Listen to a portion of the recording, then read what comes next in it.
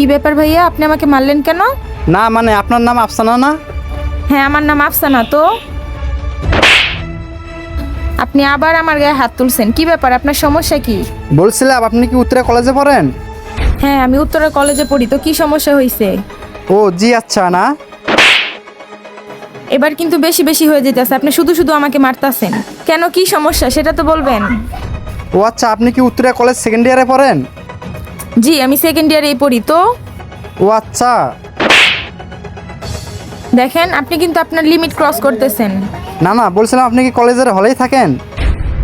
জি, আমি ওই হলেই থাকি। ও আচ্ছা আচ্ছা।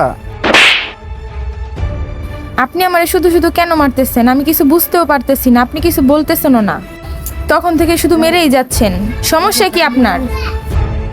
আপনি তো থাকেন দোতলায় 210 নম্বর রুমে, তাই না? হ্যাঁ।